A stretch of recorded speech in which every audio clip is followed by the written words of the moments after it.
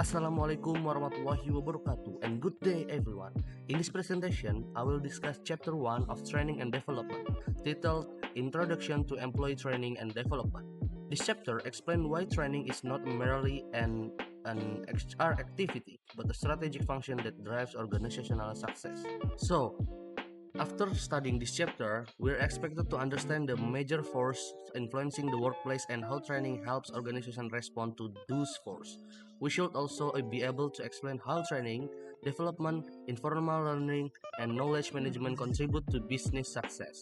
In addition, this chapter introduces the training design process, current training practice in companies, the key roles of training professional, and important research for further learning.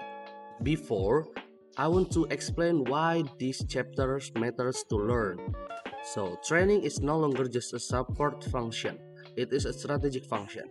In the past, companies relied mainly on physical capital such as machines and factories. However, today competitive advantage comes from human capital. These shifts happen because technology changes rapidly, knowledge becomes obsolete quickly, customer expectations continue to rise, and innovation speed determines survival. Therefore, companies that learn faster outperform competitors. The key idea is clear: training is not a cost center, but a performance driver. What is a training? Training is defined as planned and systematic effort to improve performance. It focuses on job-related knowledge, skill behaviors, and attitudes. It is important to understand that training is not a random learning. Its purpose is to close performance gaps. For example, if employees lack technical skills, training is appropriate. However, if employees lack motivation, training is alone will not solve the issue.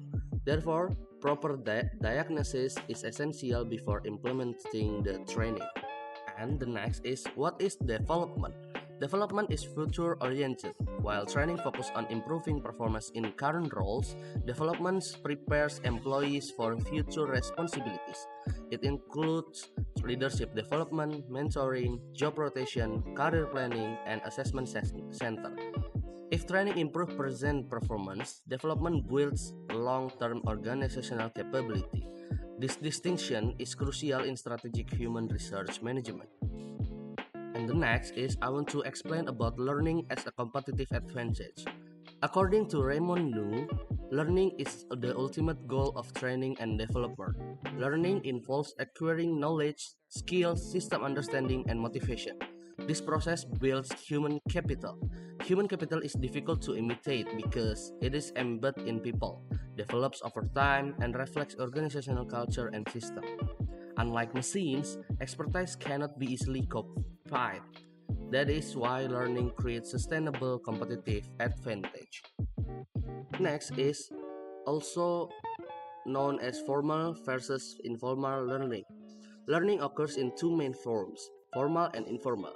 Formal training is structured, planned, and organized by the company, such as classroom session or online course.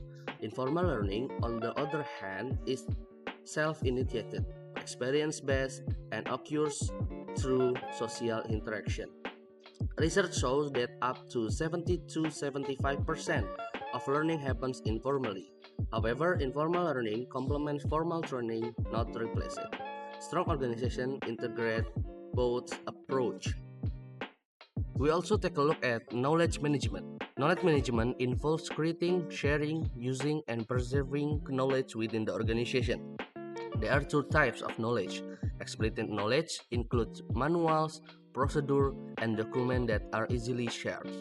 And also tacit knowledge is experience-based and more difficult to articulate. Tacit knowledge is often more valuable but harder to transfer. Therefore, training system must create opportunities for tacit knowledge to flow through interaction and collaboration. In the training process, there are training design. Effective training must be systematic. The training design process includes need assessment, ensuring employee readiness, creating a learning environment, ensuring transfer of training, developing an evaluation plan, selecting appropriate methods, and continuously evaluating and improving. So, without a systematic approach, training may become inefficient and ineffective. 4 is their instructional system design or ESD. The instructional system design model ensures that training is not random or based on assumption. It begins with identifying whether training is necessary and diagnosing the real problem. Next, organization ensure readiness by evaluating employees' basic skill and motivation. Then they design a learning environment with clear objective and feedback. After implementation, they ensure transfer of learning to the job. And finally, evaluation determines whether performance has improved or not. Training without evaluation is incomplete. In this slide, also known as talent management and trends. Training and development are closely linked to the talent management. Organizations use development opportunities to attract and retain high-quality employees. Today's workforce values career growth and skill development. Companies that fail to provide development opportunities risk losing talent. Furthermore, modern training practice increasingly use technology-based learning, blended system, and data analytics to measure return on investment. Training is becoming more measurable and strategically aligned. There are also roles of training professional. Training professionals are not merely instructors. They must analyze needs, design programs, facilitate learning, evaluate effectiveness, and align training with business strategy. Their role is strategic. They act as partners who ensure that training supports organizational performance and long-term objectives. So we move from the chapter session to the case section. First is case introduction.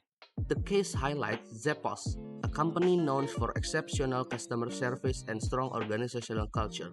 Zappos competes primarily on customer experience rather than price. The company views culture as its main competitive advantage, and training plays a critical role in sustaining that culture. So, what is the problem in this case?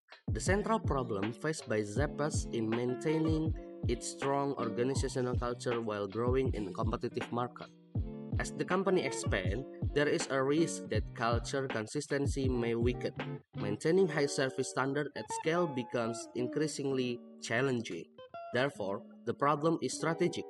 How to sustain competitive advantage rooted in culture and employee behavior. Many of you may ask how they deal with it. Zappos use training as a strategic tool. First, they implement intensive onboarding programs to internalize culture and standardize service expectation. Second, they apply a culture fit hiring approach and introduce a pay-to-quit policy, offering employees money to resign if they do not feel aligned. This ensures commitment and protects culture consistency. Thirdly, they foster a continuous learning environment that emphasizes autonomy and empowerment. Training reinforces strategic positioning. What's the lesson from the case? The case demonstrates that training must align with organizational strategy. At Zappos, training reinforces customer service excellence and cultural identity. It also shows that culture is a strategic asset requiring continuous reinforcement. Growth can threaten cultural consistency, making structured training system essential. Training becomes a mechanism to sustain long-term competitive advantage. In conclusion, employee training and development are strategic imperative. When training aligns with business goals, supported by systematic design and integrated with organizational culture, training becomes a powerful driver of performance and sustainability. Organizations that treat learning as a strategic investment are better positioned to adapt, innovate, and compete effectively. So maybe that's all from me. Thank you for the attention. Maybe I'm ready to take any question of you. Thank you. Wassalamualaikum warahmatullahi wabarakatuh.